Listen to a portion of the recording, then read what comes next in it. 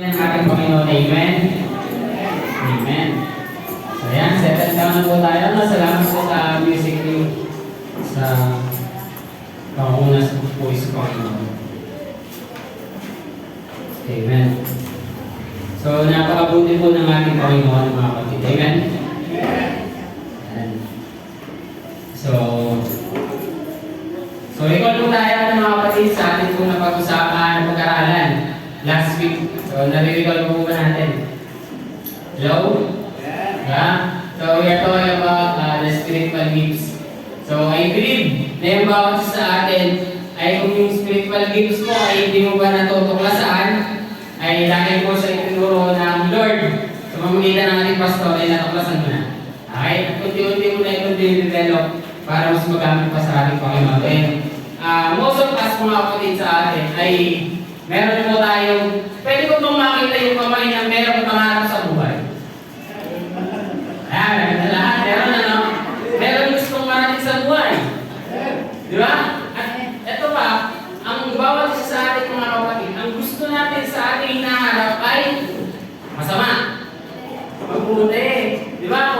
Kung ngayon ay sabihin natin na ikaw ay may pera, di ba? Sa future, ayos natin, maraming pera, syempre. Di ba? Kung ikaw ngayon ay sabihin natin na medyo nanghihina, in the near future, gusto natin maging malusog, malakas. Tama ba? So wala sa atin dito na naghahangad tayo ng mapahama.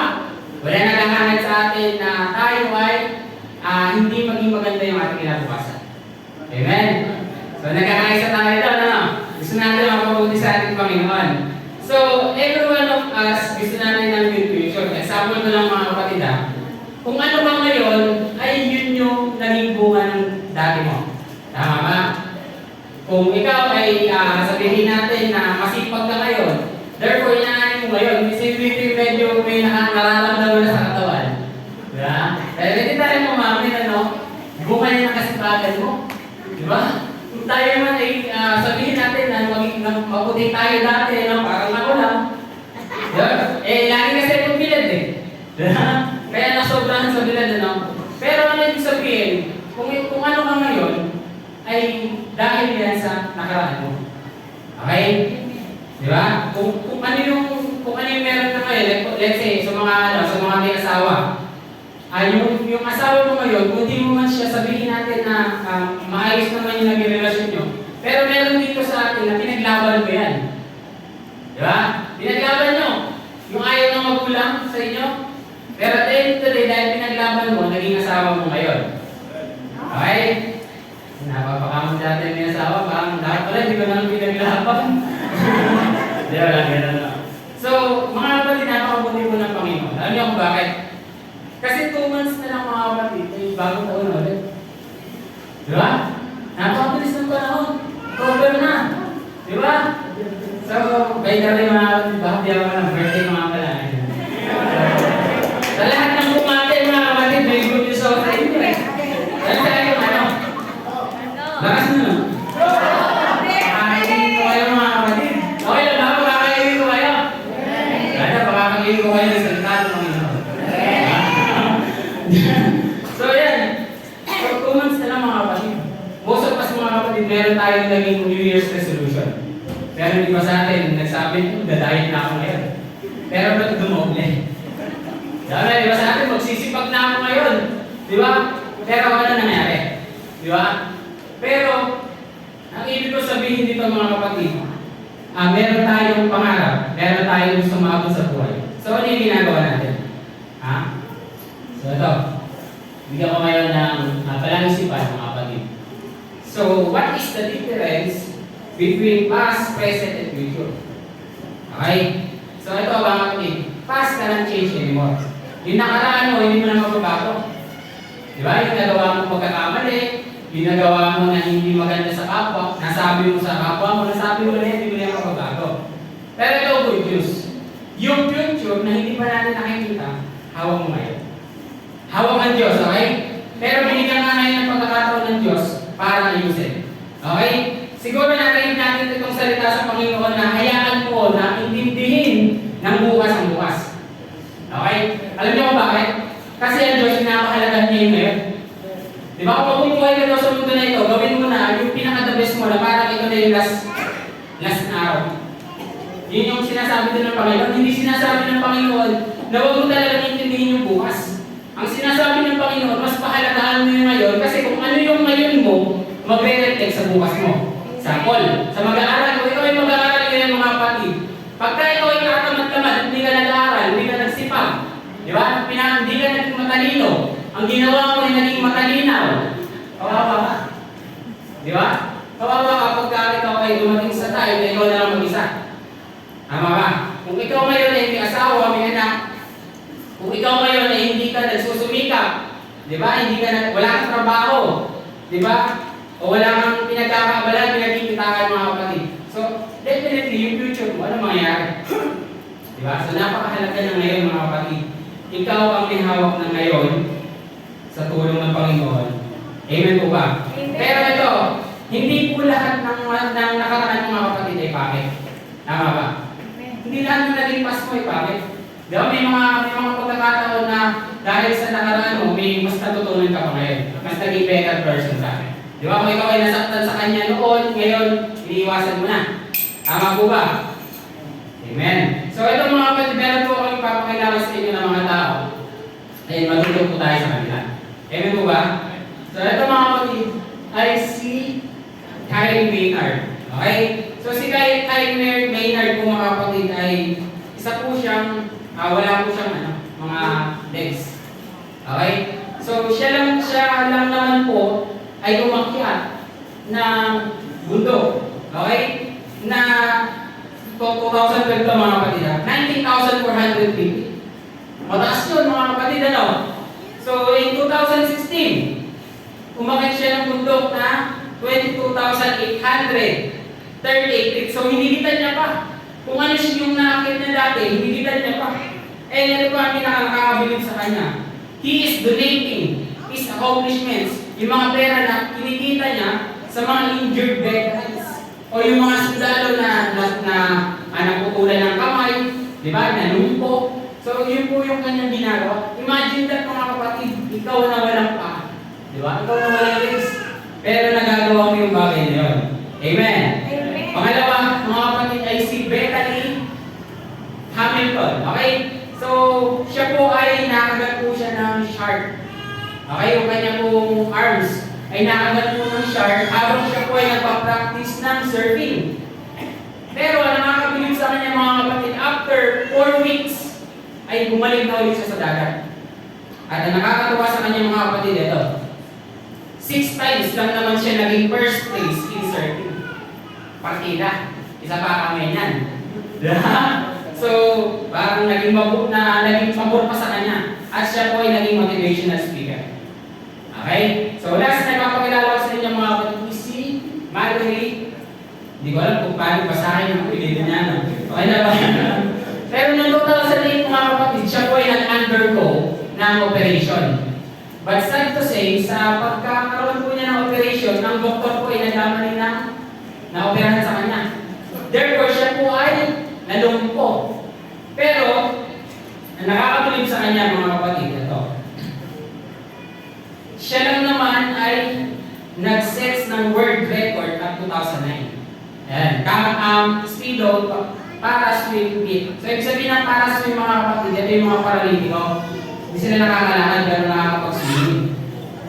Nating nanangiti yung hindi marunong mag-swimming. Buti ba ito? Wala na nagkakawalan. And then, ito pa nakakabilib. 12 times siyang naging world championship. And 2 Paralympic medalists from London. Now, bakit ko ba ito sinasabi sa inyo?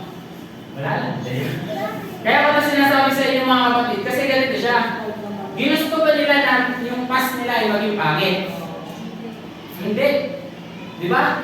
Ayaw natin na tayo ay masaktan, ayaw natin na mahirapan. Pero ang nakakabilib sa kanila mga kapatid, hindi sila nagmumuk doon.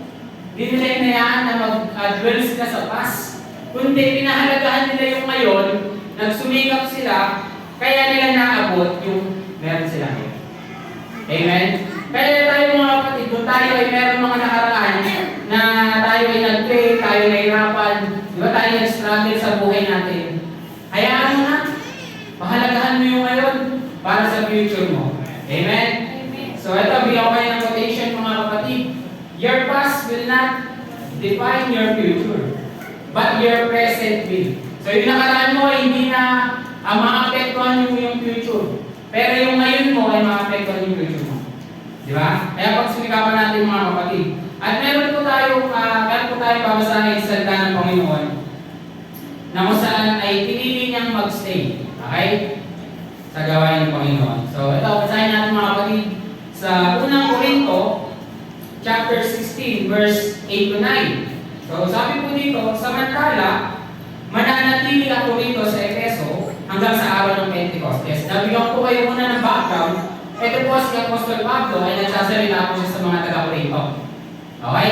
Kung bakit siya nagsasalita sa mga Korinto, sapagkat siya po ay kailangan na din doon. Siya po ay pinapapunta na doon ng mga taga-Efeso. Taga-Korinto. Sorry. Pero ang ginawa niya po, isinend niya po si Timothy. Tuloy natin ang basa mga kapatid. So, sabi pa dito, dahil nabigyan ako ng magandang pagkakataon upang maisulong ang gawain dito kahit na maraming sumasalungat. Na ito ang gusto kong bigyan din sa inyo mga kapatid. Na hindi sa lahat ng pagkakataon pwede o maganda na patalon-talon tayo. Okay? Na paalis-alis tayo. Let's say ikaw ay meron ginagampanan sa simbahan mga kapatid. Hindi po pwede na on-off tayo. Di ba? May time na kailangan po natin na tayo po ay mag-stay. At ito ang nakita ko dito mga kapatid, kung mababasa po natin, na sinabi niya, dahil siya daw po ay nabigyan ng magandang pagkakataon. Okay, I believe mga kapatid na sa ating po paglilingkod sa Panginoon, ito po ay napakagandang pagkakataon. Amen. Magandang pagkakataon ba na tayo po ay maglingkod sa dakilang Diyos. Diba? Sa makapangyarihang Diyos. Sa lumikha ng buong mundo. Yun po ay napakagandang pagkakataon. At sabi niya dito, dahil doon ay siya po ay nag-stay. Pero mga kapatid po pwede ba na sa ating ginagawa sa Panginoon, kung tayo man ay naglilingkod sa Panginoon, kung hindi ginagawa mo, whether ito ay malaki o maliit, o whether ito ay mahirap o madali, pwede ba mag-stay ka? Di ba? Pwede ba manatili ka? Pwede ba na gawin mo yung pinaka-the-best mo sa bagay niya? Di ba? Na hindi ka pa lipat-lipat. Di ba? So hindi ka salawahan mga kapatid. Gampanan natin kung ano yung pinagkatiwala sa atin ng Panginoon. Now, kung ikaw ngayon, na narito, na kinakausap ka ng Panginoon, na gusto mo din maglingkod sa Panginoon, actually mga kapatid, ako po ay married na. Ako po ay tatay na. But gusto ko sabihin sa inyo na hindi po dahilan yung ikaw ay meron mga responsibility na yun. Okay? Amen po ba dyan? Hindi po natin po pwedeng yan. Kung gusto po natin maglingkod sa Panginoon, gagawa ang Panginoon ng dahilan, ng paraan para sa iyo. Okay? Ang pinakamahalaga lang gustuhin mo, asamin mo sa buhay mo. Okay? So, nandiyan naman po yung ating pastor.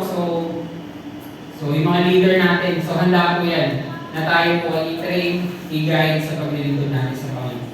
Now, ito pa isa mga kapatid. Hindi ka ba nagtataka kung bakit tayo inutusan ng Diyos na mag-share ng salita ng Panginoon? Okay? So, meron kung iisipin natin, meron namang mga anghel. Di ba? Mas banal sa atin. Pero gusto ko malaman sa inyo mga kapatid na lahat po kasi ng mga bagay na spiritual ay pagka po walang katawan dito sa lupa ay sabihin natin na illegal. Okay? Kaya nga po yung Panginoong Jesus ay nagkatawang tao. Kasi po kung ang Panginoong Jesus ay bumaba ng spiritual, illegal po yun. Alam po natin ang Diyos ay tapat. Kaya mga kapatid, kung bakit ka ginagamit ng Panginoon, kasi may katawan ka. Okay? Kasi ikaw yung, kaya di ba, ang bawat tumanggap sa Panginoong Jesus ay binigyan ng Panginoon ng banal na Espiritu. So yung banal na Espiritu nasa iyo ngayon. Kasi ang banal na Espiritu kailangan ng katawan para magamit ng Panginoon. Okay, kasi po ba natin yung kaya huwag po tayo magtatawag, bakit tayo? Na huwag natin sabihin na sila na lang, yung kabataan na lang mag-share. No. Lahat po tayo mga kapatid ay binigyan ng pagkakataon at inuutosan ng Panginoon na magbahagi ng salita niya. Para saan? Para sa ikaliligtas ng bawat isa. Amen po ba tayo doon? At ito na nakakabilib kay Apostol Pablo mga kapatid. Ito. So, basahin lang po natin yung red na nakapo. So, yun. So, pagka pala ang may gawain mga kapatid, talagang natural na mayroong sumasalamat. Di ba? So, pwede namang sabihin ng Apostol Paul na dahil ako ay nabigyan ng pagkakataon dito. Pero hindi. Kinoconsider niya na talagang mayroong sumasalamat. Di ba? Mayroong mga bagay na hindi nagiging okay. Sina-challenge tayo. Di ba kayo nagtataka mga kapatid? Ganito yan. Ba't kung araw ng linggo, tsaka naman nagdidiwala akong asawa ko? Ha? Tsaka naman, ba't kung kailan linggo, tsaka nakikita ng nanay ko na yung labatan niyo gabundok? Ha? Di ba kayo nagtataka? Huwag kang umalis, di ba? Maglalaro tayo. Dami natin gagawin. So yun yung mga bagay mga kapatid. Kasi yung gawain kasi ng Panginoon mga kapatid. Ito ay opportunity. Ito ay pagkakataon ng bawat sa atin para i-bless ng Panginoon. Kaya naman huwag ka magtataka kung bakit yung pagsubok. Huwag natin ipag-pray sa Panginoon na mawala yung pagsubok. Na mawala yung challenge. Okay, kasi yan yung nagpapatatag sa'yo. Talagang kailangan mo yan para ikaw ay lumating sa Panginoon. Amen. So, yun yung bagay na nakaka-amaze ni Apostol Pablo. Ito mga kapatid, tandaan nyo, lahat ng ginagawa mo sa Diyos, galingan mo lang. Okay, sabihin mo nga sa katabi mo, yung ginagawa mo sa Diyos, galingan mo. Sapa. So yung ginagawa mo sa Panginoon, galingan mo. Di ba, nandyan ka rin lang. So gawin mo ng pinakadabis mo sa Panginoon. Amen? At nakikita ng Diyos at pagpapalain kanya ang Diyos. Amen po tayo. So tayo ay maglingkod sa Panginoon. Yan. So ngayon na lang mga kapatid, tayo po ay magsimula na. Ito pa ang ating title mga kapatid. So, intro lang yung mga kapatid. Ito pa ang mag-usapan mga kapatid ay laban na. Okay? So, yung laban mo, hindi bukas. Ngayon. Okay? Hindi bukas ang laban ha? Ay, sa politika, okay? Bukas yan. Pero yung laban mo sa buhay mo mga kapatid, ngayon. Okay? Yung laban mo. Kung meron mo man pinaglalaban sa buhay mo ng mga kapatid, ngayon yan, hindi bukas. Hindi na po tayo magbukas-bukas. So maraming meron ng parte sa buhay mo ngayon na kaya nasa iyo ay dahil pinaglaban mo siya. Okay? So patuloy po natin karalin ang salita ng Panginoon. And meron po akong ipapakilala sa inyo mga kapatid sa Bible, sa Old Testament po mga kapatid. I believe na kilala nyo din po sila. No? So kung hindi po man po sila kilala, so, allow me mga kapatid na ipakilala po ito. Si Renz, So, ito ay 3 mighty men of David. So, mababasa po natin ito sa Old Testament mga kapatid. Ito po yung malalakas o may term po sa kanila na ginamit. Actually, ang sinabi po doon, in English, they are hero. Okay? Sila po ay malalakas, sila po ay magigiting na kawal ni Haring David. Okay? So, bilang po ngayon ng konting pahapyaw. Yung mga magiging nakawal ni David ay actually 37. Okay? Magiging po ay mababasa po natin ito sa 2 Samuel chapter 23. So, nilagay po doon lahat ng pangalan. But itong tatlo na ito mga kapatid kakaiba. Sabi mo nga kakaiba. Parang yung katabi mo, kakaiba yan. Diba?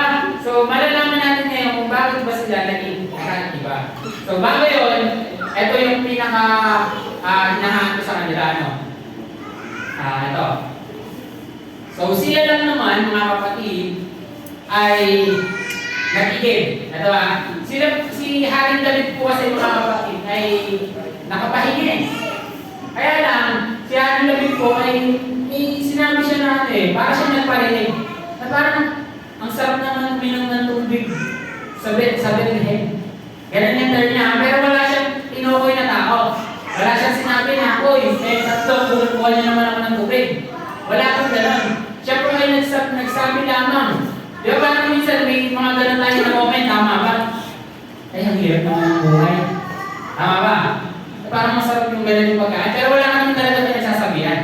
So, ganito. Kaya lang, ang nakakatuwa dito, kasi narinig kasi ng tatlo Narinig ng tatlo yung sinabi ngayon ni Haring David na gano'n.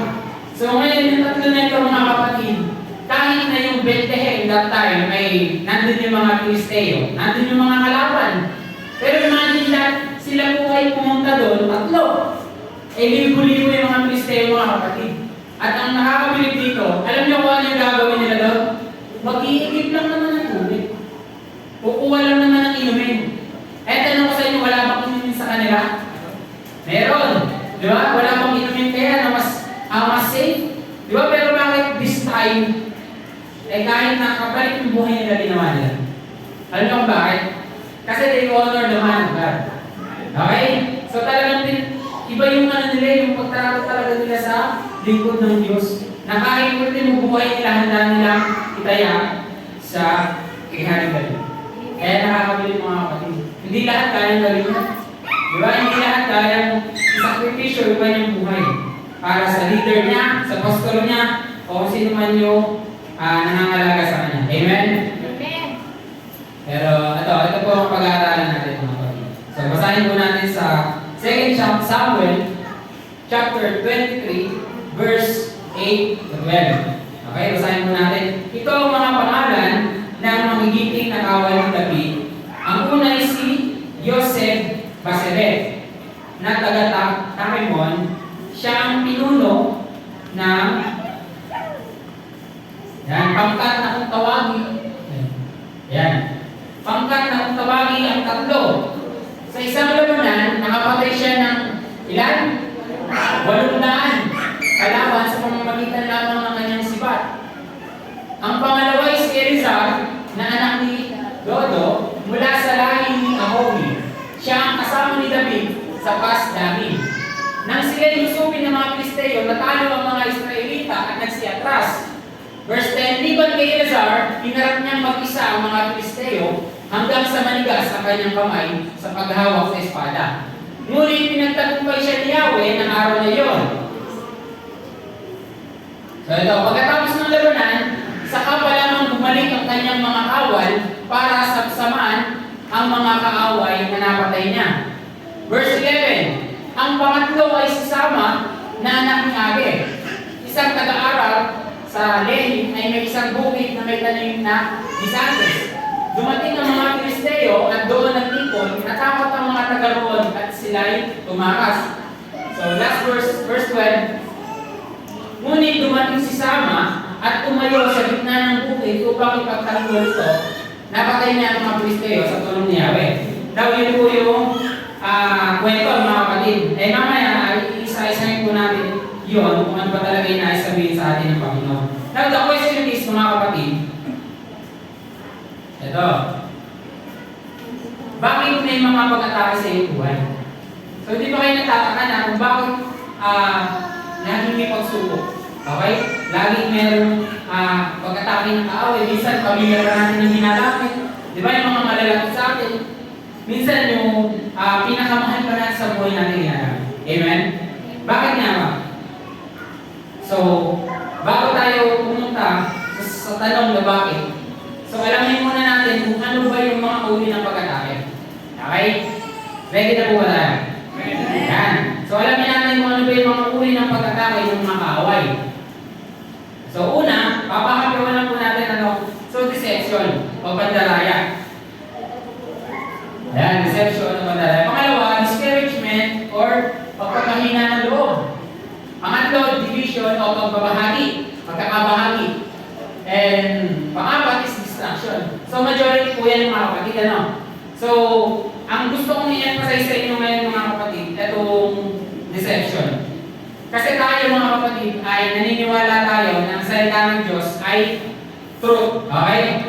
So, kaya ang kaaway ay dinideceive yung kanyang yung mga Kristiyano para yung pinaniniwalaan nila na tama ay maging kasinungalingan. Amen? So, bigyan ko kayo ng isang example. I believe, siguro kung kayo ay baka social media, nakakita nyo na to. Okay?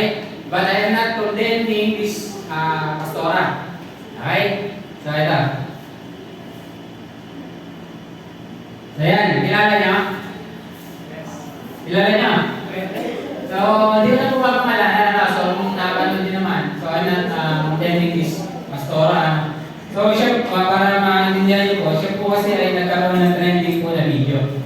So yung video po kasi na ito, kung alam niyo po yung pinipicture na nila yung parang may katangian sila na sinasabi and they are talking about that person, yung nanonood.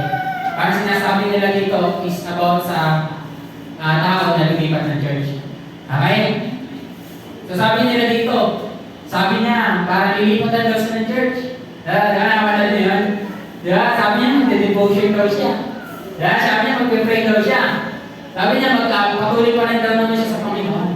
So parang ganun yung parang naging dating ngayon sa mga manonood, mga kapatid. Parang naging ginigilty nila yung tao na lumipat. At dahil doon mga kapatid, ay kung i-visit po natin yung page po nila. Most of the, yung nila yung post, puro haha. Okay? Puro pag pinagtatawanan, talagang inuusig, and nakakalungkot ng mga kapatid. Kasi meron akong friend sa Facebook, pastor pa man din. Pero nirepost niya ito sabay caption na out of the context. Di ba? Kung pwede mo naman sarilihin na lang. Especially kung yung tao naman ay hindi naman naging sa atin. Alam niyo kung bakit mas nasaktan pa yung mga tao. Kasi ito, yung nag-preach siya about dun sa kung ikaw ay nag-aaral na mabuti, kung ikaw ay may magandang katayuan sa buhay, huwag kang papatol sa pa-just lang. Yun yung point. Huwag kang papatol sa parang sabihin natin na nagkakaritod lang o mahirap lang. Ganon. Kaya maraming kong nasaktan. Di ba? Maraming kong nag-comment. Pero mga kapatid, bilang mga Kristiyano, it's a deception sa iyo. Ngayon, ang comment, baka meron sa atin dito na tayo, na baka mag-comment tayo na out of the context, ganyan. So, Kristiyano ko man din, huwag na lang. Meron akong isang tao na hinahangal. Alam niyo kung bakit? Kasi nire-post niya itong post na to, sabi niya, kinokal niya yung mga Kristiyano. Sabi niya, calling all the Christians, huwag po natin i-bash, huwag po natin i-condemn. Di ba, instead na abutin natin yung kapatid natin na ito, tayo po yung bumabago. Parang ito yung senaryo na sinasabi ng Panginoong Jesus dun sa babae na nagkasala. Yung babae na nakita na nanangalo niya. Di ba, anong ginawa ng tao? Gusto patuhin hanggang sa mamatay dahil sa ginawa niya na ganun. Pero sabi ng Panginoong Jesus, sino ba sa atin dito ang hindi nakagawa ng kasalanan? Tama ba? Na kung ikaw sa sarili mo, ay perfecto ka na talaga, wala ka talagang kaduhis-duhis, pwede siguro. Pero kung hindi, di ba wala ka tayong karapatan. So itong bagay na ito mga kapatid, it's a deception. Pwede kang mapuan dyan, pwede kang magkasala dyan kung hindi mo talagang iias sa Panginoon. Amen po ba? Amen. So yun yung mga bagay na dapat po natin i-assess sa ating mga buhay. May mga distraction na gagawin yung mga kaaway sa pagkatapos sa atin. Okay, pero ang dapat lang talaga natin gawin, lagi natin iasa Panginoon. Amen po ba? So, dito na tayo sa mga uri na kung bakit ba talaga may mga pagkatapos. So, pwede po ba natin basahin sabay-sabay mga kapatid? So, yan. 1, 2, 3, go!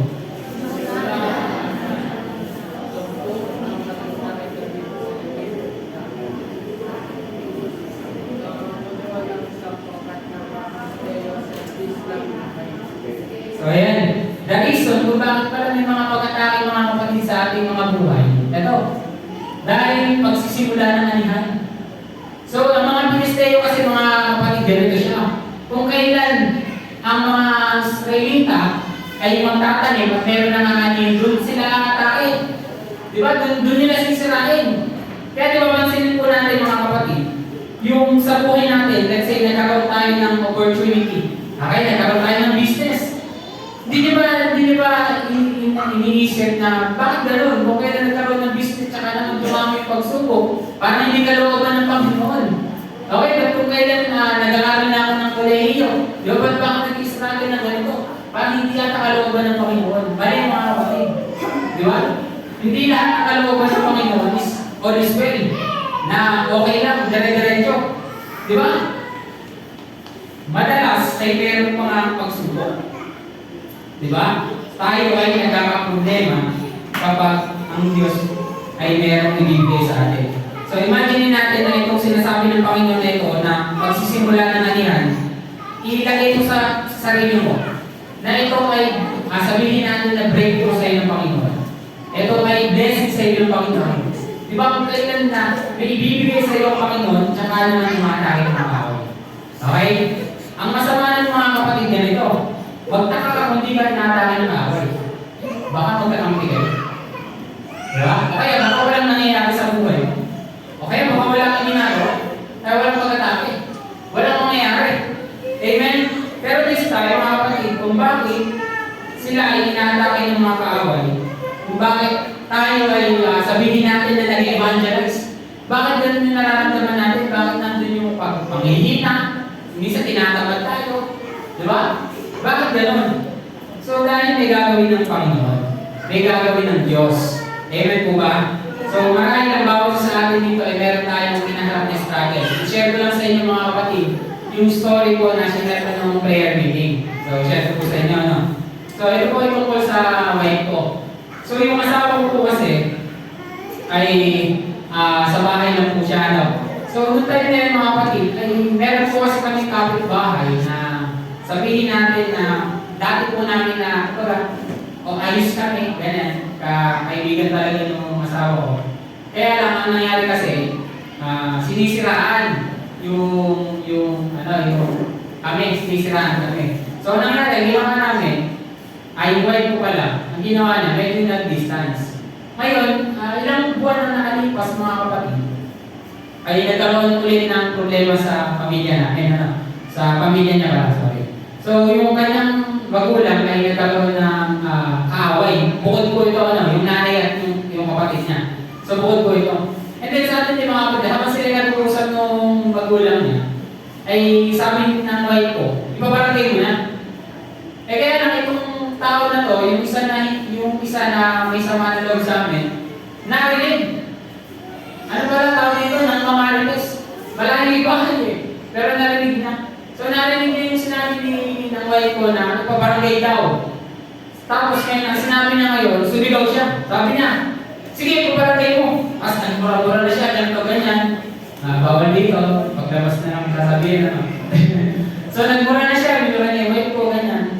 Tapos yung wife ko naman, nagulat, kasi hindi naman siya yung pinag-uusapan. So ngayon, lali-lali siya may lumabas, at sabi niya ngayon, mawalang galang na po. Na ganun pa po yung wife ko eh. Kasi magalang ko talaga yan. So mawalang galang na po, sabi niya, sino po ba yung kausap mo? Tapos sabi ganun ng babae, nagwala pa rin siya, talagang bahang palusin yung wife ko eh. Di ba, papaluin nung walis ng ten. Sa sobrang galit. So alam niya, nakita ko doon. Ako kasi, lagi kong inaharap, kahit mga aral, ayoko ng gulo. Ayoko ng away. So, kaya nag-ask ako sa Panginoon, kasi syempre bilang asawa ka, masama loob mo kasi mumurahin yung asawa mo eh. Di ba? Mumurahin yung family mo. And then nag-ask ako sa Panginoon, nag-pray ako sa Panginoon. And then sa atin, binasabi sa akin ng Panginoon, alam mo kung bakit? Kasi dati tayo mga kapatid, ang wife ko ay nagsisimula ng gamitin sa ministry nila. Okay, yung wife ko po kasi ay nagkikitara din po, tsaka nagsasomi. So that time mga kapatid, imagine that, dahil yung wife ko ay handa nang gamitin ng Panginoon, meron talaga pagkatalo. Okay? Kung sa buhay natin mga kapatid, the more na gagamitin tayo ng Panginoon, expect ko natin talagang may challenges. And huwag natin ipag-pray na mawala yung challenges niya kasi yan po talaga yung mapapatatag sa atin eh. Diyan natin makikita kung hanggang kailan, hanggang saan ba tayo kaya magiging sa Panginoon. Amen? So yan. So itong katanungan naman ito ang ating sagutin. So paano ba natin mapagtatagumpayan ng mga ito? Okay? Paano ba natin mapagtatagumpayan yung mga katangin ng kaaway? Paano ba natin mapagtatagumpayan yung buhay natin sa mundo na ito? Okay? Yung mga kasalanan, yung mga temptation, yung mga discouragement, yung mga distraction ng kaaway. Paano ba natin ito mapagtatagumpayan? Meron po tayong matututunan sa tatlong tao na ito. Okay? So, mag-share po sa inyo ng tatlong bagay sa tao na ito. So, number 1 ay use your weapon. Okay? So, gamitin mo yung sandata mo. So, binigyan ka ng Panginoon ng sandata saka. Hindi siya literally, mga kapatid. Dahil hindi naman po tayo na mumuhay sa physical warfare. Okay? So ito sabi ng Panginoon sa kanyang salita. Okay, English na natin mga kapatid. So these are the names of David's mighty warriors. Josheb-Basshebeth, Tahkemonite, was a chief of the three. He raised his spear against 800 men whom he killed in one encounter. Now, tanong ko sa inyo mga kapatid, pwede naman sabihin ng Panginoon na he won the battle. Diba? He killed 800 Philistines. Okay, tama ba? Pero how come na ang Lord, in-emphasize niya talaga dito yung his spear. Okay? Yung bagay na ginamit niya para mapatay yung 800 nito. And secondly, mga kapatid, ay sinabi dito ng Panginoon na he raised. Okay, he raised. So, napakahalaga pala mga kapatid na kung meron tayong weapon na tinanggap sa Panginoon, kung ikaw ay nakatanggap sa Panginoon ng, let's say, yung gift ng Panginoon sa atin, napakahalaga mga kapatid na ito ay nire-raise natin sa Panginoon. Okay? Inaasa pa rin natin sa Panginoon. Hinihingi natin sa Panginoon. So, ano ba yung weapon na ito? So, sabi sa 2 Corinthians chapter 10, verse 4. So, the weapons of our warfare are not physical.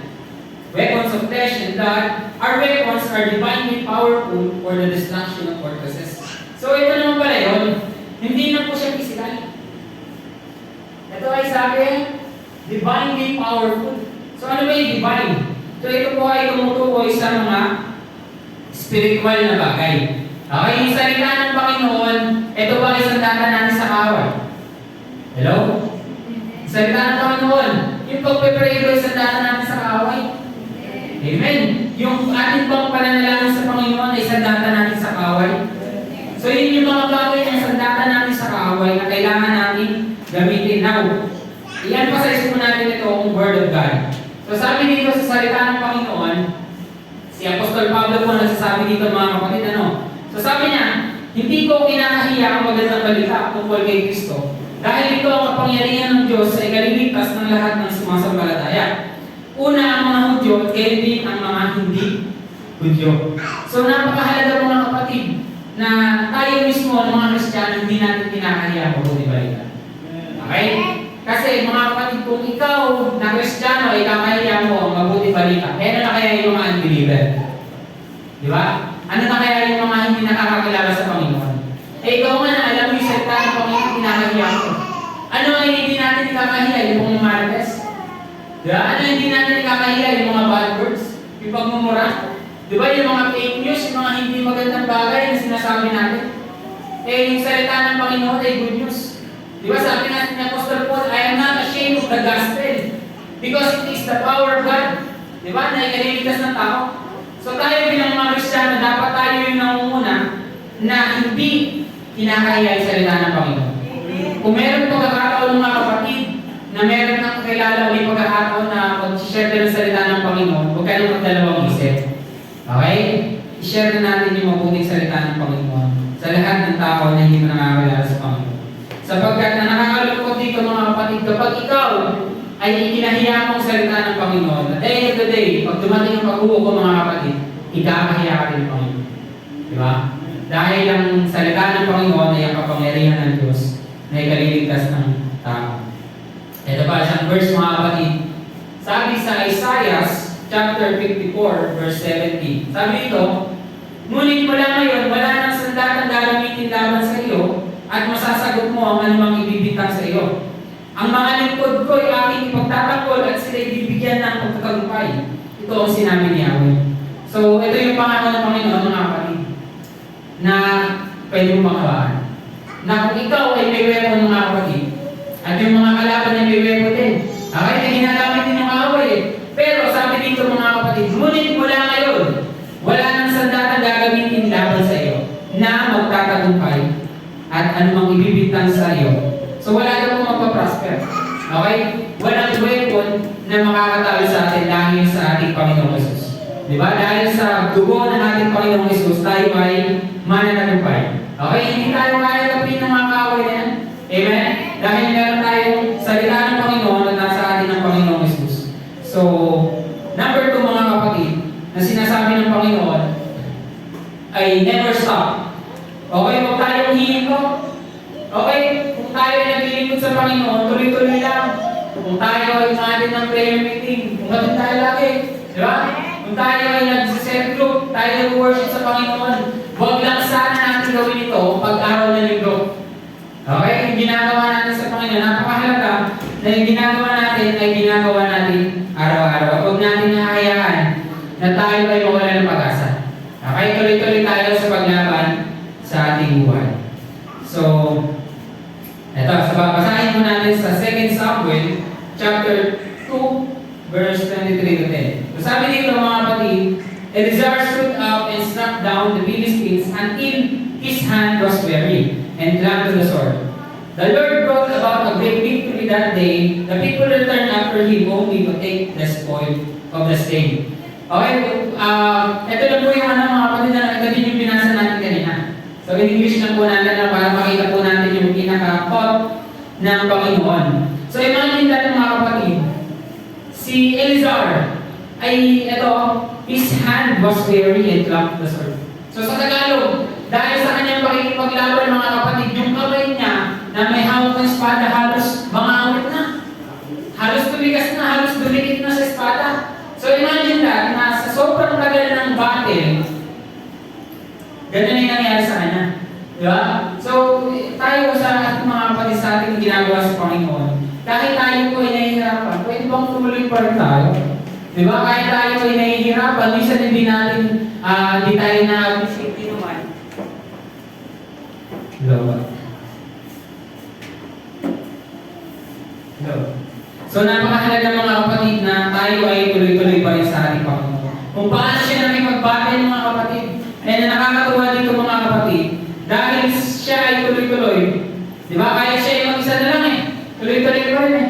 Kaya ikaw, kunwari, nasa ministry ka ngayon at ikaw na lang mag-isa, tuloy pa rin. Di ba? May gagawin ng Panginoon sa iyo.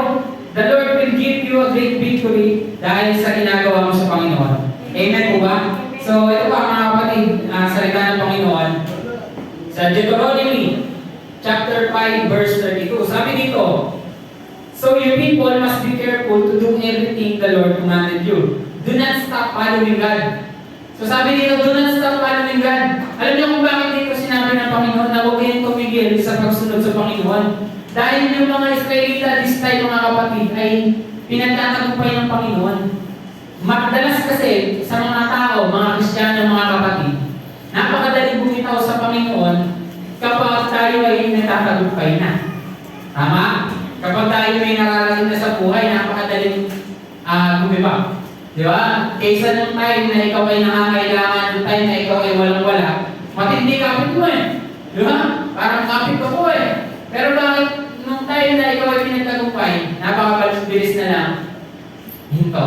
Okay? Pero this time mga kapatid, pinapaalala ng Panginoon sa mga Israelita na kahit sila ay pinagtagumpay na ng Panginoon, kahit ikaw ay pinasagana ng Panginoon, kahit ikaw ay pinagtagumpay ng Panginoon, do not stop following God. Kasi alam ng Diyos na pag ikaw ay huminto sa pagsunod mo sa Panginoon, mapapahama ka. Hindi magiging maganda yung kahihinat na ng buhay mo. Amen? So, yun yung sinasabi dito ng Panginoon na do not stop following God. Alam kasi ng Diyos yung mangyayari eh. And by this time, niremind sila ng Panginoon na do not stop following God. And ito pa, isa mga kapatid, Joshua chapter 22, verse 18. Okay, sabi niya ng Panginoon, and are you now turning away from the Lord? If you rebel against the Lord today, tomorrow He will be angry with the whole community of Israel. Now, ito ang tatandaan mo mga kapatid. Kung bakit natin pinapahalagahan nyo ngayon? Kasi yung bukas ay nakasalalay ngayon. Okay? Kung ikaw ngayon ay magulang, kung gusto mo na yung buhay ng mga anak mo ay maging maayos, ayaw mo na yung buhay ng anak mo ay sumpain o mapariwara ng mga kapatid, do not turn away from the Lord. Huwag kang tumalikod sa Panginoon. Huwag mong hayaan na huminto ka lang dito. Okay? Kung gusto mo na makapaganda yung buhay ng inyong pamilya, tuloy-tuloy pa mga kapatid. Amen po ba tayo doon? Sabi kasi dito mga kapatid, if you rebel against the Lord today, so kailan daw nag-rebel? Ngayon.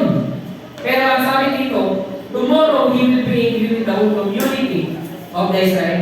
Hindi lang sa'yo. Okay? Hindi lang sa'yo magiging angry. Kundi sabi dito, with the whole community of Israel. So ito ngayon mga kapatid, kung bakit itong mga mighty men of David, kung bakit sila lumalaban sa mga kaaway nito mga kapatid, ay dahil alam nila na kung hahayaan lang nila yung mga kaaway nito, lalamunin sila nito. Ay na magsasuffer mga kapatid, yung anak nila, yung mga kaapo-apuan nila. Now, kung gusto mo na yung future mo ay masecure, tuloy-tuloy tayo sa Panginoon. Okay? Alam mo, pag-hinto natin mga kapatid, pagdating na ng Panginoon, okay, pag kinuha na tayo ng Panginoon, doon na tayo mag-hinto sa ating paglilingkod dito sa lupa. Amen ba tayo mga kapatid? And this is the third and the last mga kapatid. So, yan, stand and defend. So, ikaw tayo na una mga kapatid. Use your weapon. Okay, gamitin po natin yung ating mga sandata. Okay, para sa mga kaaway. Pangalawa. Ano yung pangalawa? Yun, never stop. And pangatang mga kapatid, stand and defend. So, tayuan natin at tayo ay at depensahan natin mga kapatid. So, 2 Samuel chapter 2, verse 23 to 12. So, sabi dito mga kapatid, but he took his stand in the center of the flock and defended it, and struck down the Philistines, and the Lord brought about a great victory. So, ano yung sabihin ng he took his stand? So, kung i-emphasize natin ito mga kapatid, pwede natin siyang i-halimpula sa he took an accountability. Okay? Yung buhay natin mga kapatid, kung saan tayo inilagay ng Panginoon, yan yung accountability mo. Okay? Ayuan mo. Di ba? Kung ano yung pinagkatiwala sa iyo ng Panginoon, dapat panindigan mo. Okay? Huwag mong hayaan kapatid na kasi ganito siya, pagka hindi mo pinayuan yung accountability na binigay sa iyo ng Panginoon o yung bagay na pinagkatiwala sa iyo ng Panginoon, whether ito ay maliit o malaki mga kapatid. Pag hindi mo ito tinayuan, ay believe kapatid, lagi kang tumba. Okay? Lagi kang mababagsak, lagi kang magkukul. Kung hindi mo tatayuan, yung pinagkatiwala sa iyo ng Panginoon. So napakahalaga mga kapatid na tayo po ay merong accountability sa ginagawa natin. And ito pa sa bagay na nakakabilib kay Shama, sabi dito, ay he stand in the center of the flock. So sa ibang sali mga kapatid, siya po ay tumayo sa gitna, sa center of the ground. So imagine po natin na let's say ito yung stage mga kapatid, ito yung sabihin natin na sakahan. So siya po mag-isa na naman na yun eh. Pero ang ginawa niya, siya ay tumayo sa gitna, yung mga kasama niya ay umalis na. But still, siya ay nanatili. Okay? So huwag po natin hayaan na tayo po ay tumakbo sa kaaway. Okay? Kasi gagawin na lang ng kaaway, dadayain tayo. Diba? Kung madami. So ganun kasi tayo na yun eh. Pero dahil alam niya na ang Panginoon ay kasama niya, siya ay tumayo. Diba? Dinepend niya talaga yung kung ano yung meron siya. So kung hindi mo tatayuan ng mga kapatid, sino yung gagawa niyan para sa'yo? Sabi lagi mo sinasabi mga kapatid sa youth, especially sa music team mga kapatid, kung ikaw ay nilagay sa Panginoon sa drums, sa paggitara, sa keyboard, sabi ko, kasalanan mo pagka dumating yung time na wala na tumutugtog yan. Kasalanan mo yun. Kasi bakit hindi ka nag-train ang papalit sa'yo? Okay? Kaya tingnan nyo ngayon, ang ginawa ko, nag-train ako ng 4 na gitarista. Para hindi na ako sa Siena. So actually, halos lahat sila, rotation talaga. So glory to God, So napakahalaga mga kapatid, na yung ginagawa natin sa Panginoon, hindi, totoo, hindi naman talaga habang buhay nandiyan eh. Hindi naman talaga habang buhay, sa group leader ka, o kung ano yung ginagawa mo sa Panginoon, hindi habang buhay, nasa media ka. Pero ito ang isang bagay na sigurado. Ang gawain ng Panginoon, magtutuloy-tuloy kahit wala ka na. Dapat ngayon pala, ihanda mo na sila. Di ba? Maganda ka ng mga tao, mag-pray ka ng tao, natatay mo dyan, at magde-defend para hindi na-atraso o na-abala yung gawain ng Panginoon. Amen ba tayo? So yung ginagawa natin sa Panginoon ay tuloy-tuloy lang po natin. And meron po akong i-share sa inyo na isang story mga kapatid. Ito po dos. So, kayo po ay pamilyar sa story po na ito. So, ito po ay story na pinamagatan po na hack storage. Napanood niyo na ba yun? Okay, so kung hindi niyo pa po siya napapanood, panoorin niyo po. Ay napakaganda po kasi ng story po na ito. Na kung saan siya po ay isang Seventh-day Adventist. So, siya po ay Christian din. And ito pong tao na ito mga kapatid ay pumasok ng sundalo. Kaya nakakalungkot din ito mga kapatid. Siya po ay pumasok ng sundalo na ayaw niyang umawak ng sandata. Okay, ayaw niyang umawak ng baril. And dumating yung time na yung tao na to ay laging pinagtitipon. Kasi imagine po natin, sundalo ka tapos wala kang baril. Natural, pagtitipon ka, baga sabi nga ng Pilipino, ba't ka pupunta sa gera na wala kang armas? Wala kang bala. So yung tao na to ay sumali siya. So pinagpilitan niya talaga yung sarili niya na kahit na siya ay walang sandata mga kapatid, pwede siyang sumali sa digmaan. Okay, ang nangyari na to, so lahat sa kanya ay against. Even yung mga commander niya talagang against sa kanya kasi paano mo maipagtatanggol yung sarili mo? Okay, and by the way, ito ay true to life story mga kapatid. Ito nangyari. So ito po ay nangyari ng World War II. So sa po ay kauna-unahan mga kapatid na sundalo na sabihin natin na nagkaroon ng Medal of Honor, if I'm not mistaken, na talagang pinakamataas na pwede igawan na wala siyang armas. Kasi ang ginawa niya mga kapatid, siya po ay naging medic. Okay, ang nangyari mga kapatid, kung meron siyang mga kasamahan na nasugatan, nasaktan, ginagawa niya first aid. Ang ginagawa niya, inuuwi niya. So yun yung nakakabilib mga kapatid. So bilang mga Kristiyano mga kapatid sa mundong ito, maybe sa ginagalawan mo, sa work mo, sa school mo, maybe ikaw yung naiiba. Pero hindi porket ikaw yung naiiba, mali ka. Okay? Bagkos, ang gawin mo mga kapatid, dahil ikaw ay naiiba, influensyahan mo sila. So di ba, kaya ngayon, nauso ngayon yung may medic na. Di ba, hindi lang puro baril ang sabimahan. So napakahalaga mga kapatid na hindi natin nahayaan na diktahan tayo ng mundo.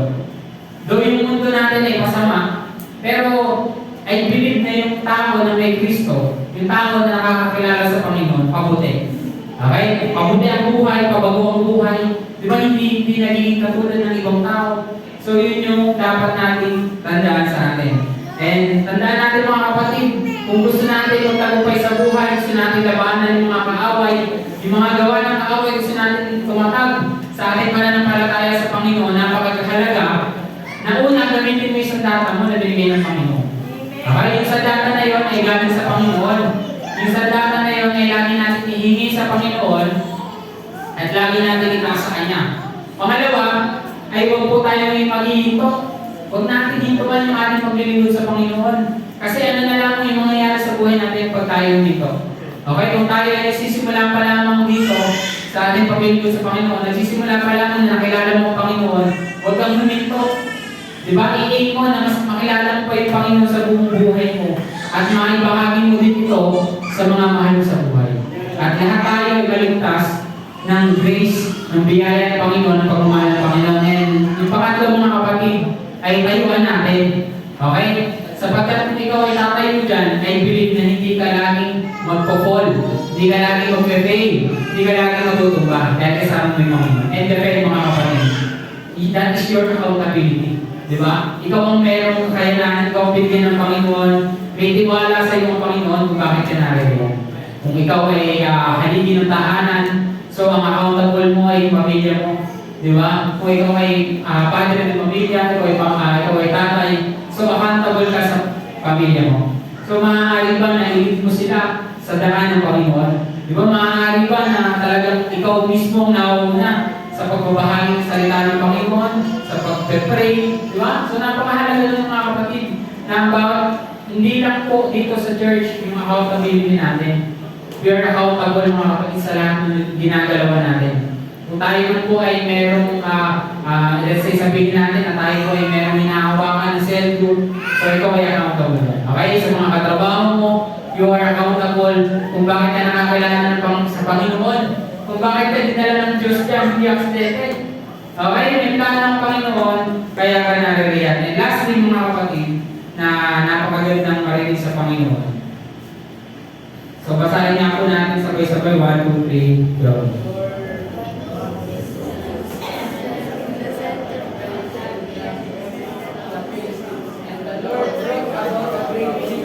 Amen. So, the Lord brought about a great victory. So, ang Diyos ay magbibigay sa iyo ng dakilang katagumpayan. Okay? Ang Diyos ay magbibigay sa atin ng hindi natin inaasahan ng katagumpayan sa ating mga buhay. Basta patuloy lang tayo sa paglilingkod natin sa Panginoon. Maaari po tayo tumayo mga kapatid at tayo po ay manalangin sa Panginoon. Yes, hallelujah Lord. Salamat po Panginoon sa mga salita mo sa umaga po nito Lord. Salamat po sa buhay ng tatlo Panginoon na magigiting na kawal Panginoon ni Haring David. Salamat Panginoon sa mga salita mo Diyos. Namin pong napakinggan sa oras po. Dalangin po namin o Diyos na ito ay hindi lamang po namin narinig, hindi lamang po sumagi sa aming mga tainga Panginoon. But Lord, allow this word Panginoon na mag-grow Panginoon sa puso ng bawat sa amin na narinig ito. Panginoon, nagpapasalamat po kami dahil for the past 10 months Lord, ay faithful kang tunay. Salamat po Diyos dahil napakatapat po, napakabuti po Diyos. Maraming salamat po Panginoon dahil yung pagmamahal mo sa amin Panginoon ay hindi nagbabago, hindi nagmamaliw Panginoon. Maraming salamat po sa mga tao na ginagamit mo Lord para daluyan ang mga pagpapala mo. Salamat po dahil hindi mo pinag-aakay Panginoon ang inyong pong salita.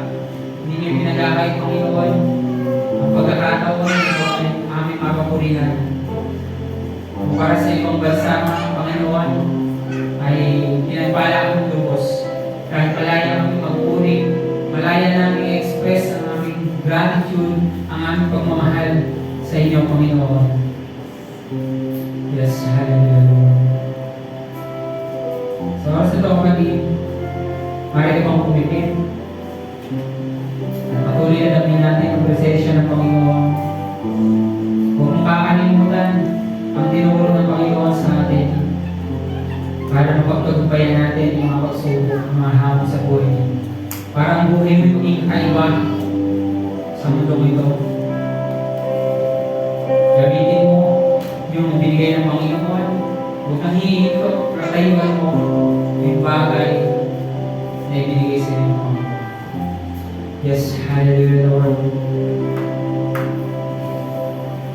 Thank you, Holy Spirit.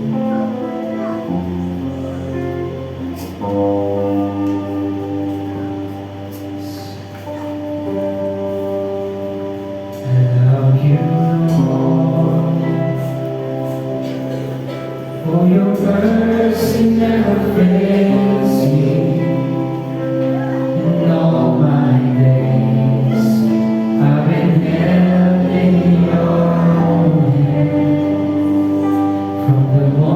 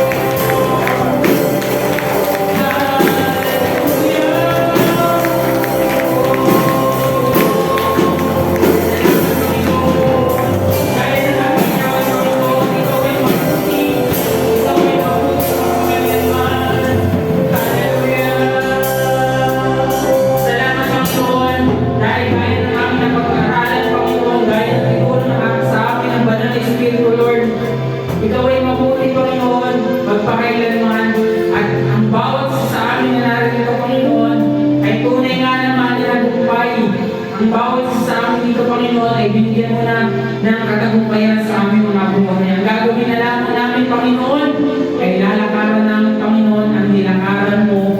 Gagawin namin, Panginoon, ang mga ginawa mo, Panginoon, sa buhay po na ito. And Lord, thank you at patuloy, Panginoon, na pupurihin at masasalamatan ka namin sa aming buhay sa mundo ito. Lord, patuloy na naniniwala kami, Panginoon, na kung kami man ay magtatapat sa inyo, Panginoon, higit kayong naging tapat sa buhay ng bawat isa sa aming Panginoon.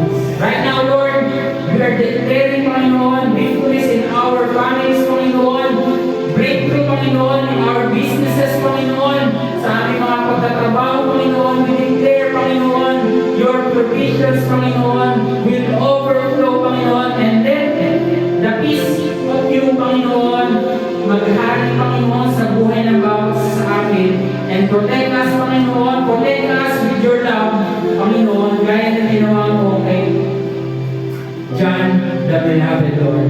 And naniniwala kami, Panginoon, na hindi kami kayang agawin ng kaaway sa piling mo, aming Diyos, sa pag-ibig mo sa buhay ng bawat isa. Lord, sa umaga po na ito, and for the rest of the day, Panginoon, samahan mo kami, patuloy mo kami kausapin, have fellowship with us, Panginoon, sa buhay po na ito. And Lord, we glorify your name, we magnify your name, the glory belongs to you only, aming Panginoon Jesus. Patuloy ka namin itinataas, tinatakilan, niluluwalhati sa mga pangyarihan na tatatanging